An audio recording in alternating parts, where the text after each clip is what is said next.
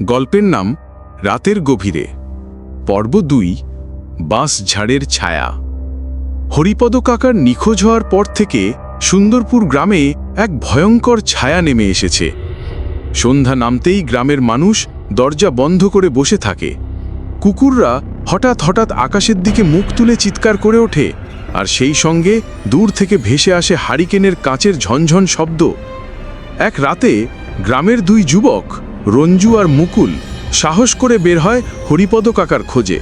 তাদের ধারণা কাকাকে কেউ অপহরণ করেনি, বরং তিনি নিজেই গিয়েছেন ওই পোড়ো বাড়িতে। একটা মোটা বাঁশের লাঠি আর ব্যাটারি লাইট হাতে তারা রওনা দেয় বাঁশঝাড়ের দিকে। বাঁশঝাড় পেরিয়ে যখন তারা পোড়ো বাড়ির কাছাকাছি পৌঁছায়, হঠাৎ লাইটটা নিভে যায়। চারপাশ নিঃশব্দ, কেবল একটা কাকের অদ্ভুত কান্নার শব্দ শোনা যায়। মুকুল ধীরে ধীরে বলে, এই জায়গাটায় ঠান্ডা অনেক বেশি, তুই টের পাচ্ছিস? রঞ্জু কিছু বলার আগেই সামনে একটা ছায়ামূর্তি দেখা যায়, হারিকেন হাতে, মাথা নিচু করে দাঁড়িয়ে আছে। মুখ দেখা যায় না, কেবল খোড়া পায়ের শব্দে বুঝতে পারা যায় এটা কোনো সাধারণ মানুষ না। মুকুল ফিসফিস করে, ওটা কি হরিপদ কাকা? ঠিক তখনই ছায়ামূর্তিটা মাথা তোলে, চোখ দুটো লাল, অস্বাভাবিকভাবে লাল, আর ঠোঁটের কোণে এক টুকরো হাসি।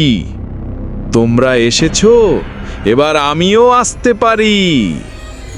হঠাৎ এক ঝটকায় বাতাস ছুটে আসে, রঞ্জু মাটিতে লুটিয়ে পড়ে, আর মুকুল তখনও দাঁড়িয়ে, চোখ দুটো স্থির, মুখ হাঁ, যেন সে কিছু দেখেছে যা মানুষ দেখা উচিত না। পরের দিন সকালে গ্রামের মাঝখান দিয়ে এক বৃদ্ধ হেঁটে যাচ্ছিলেন।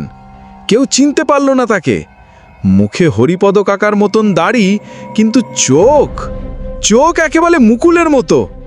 তবে মুকুল কোথায়, কেউ জানে না। গল্পটা যদি ভালো লেগে থাকে তাহলে এখনই বেশি বেশি করে লাইক দাও। কমেন্ট করতে হবে না, শুধু লাইক করো। তাহলে খুব শীঘ্রই নিয়ে আসবো পর্ব ৩, আত্মার বাসা। তোমরা প্রস্তুত তো?